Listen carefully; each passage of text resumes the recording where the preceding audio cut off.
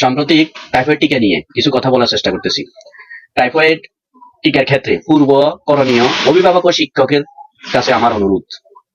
তার মধ্যে 5টা জিনিস তুলে ধরার চেষ্টা করতেছি। 1 নাম্বারটা হলো, যাকে টিকা দেওয়া হবে তার শরীরে কোনো ধরনের অসুস্থতা থাকলে টিকা না দেওয়া ভালো। টিকা গ্রহণের দিন, 2 নাম্বারটা হলো, টিকা গ্রহণের দিন আপনার সন্তান অথবা আপনার ছাত্রদেরকে খালি পেটে বিদ্যালয়ে আনার চেষ্টা এবং পাঠানোর চেষ্টা করবেন না। 3 নাম্বার, টিকাটা দেওয়ার ক্ষেত্রে বা দেওয়ার সুবিধার্থে আপনার ছাত্র অথবা আপনার সন্তানদের নরম এবং লুজ জামা পরিধান করে টিকা কেন্দ্রে বা বিদ্যালয়ে পাঠাবেন।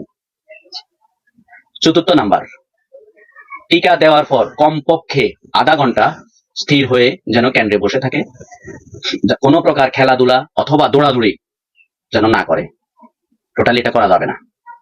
5 নাম্বার, সবচেয়ে গুরুত্বপূর্ণ, যারা টিকা দিচ্ছে তাদের জন্য বা যারা টিকাটা পুশ করতেছে তাদের জন্য, সেটা হলো, একজন ছোট বাচ্চাকে আপনি যখন টিকাটা পুশ দিচ্ছে বা নিচ্ছে, সেক্ষেত্রে আরেকটা বাচ্চা যেন এটা না দেখে।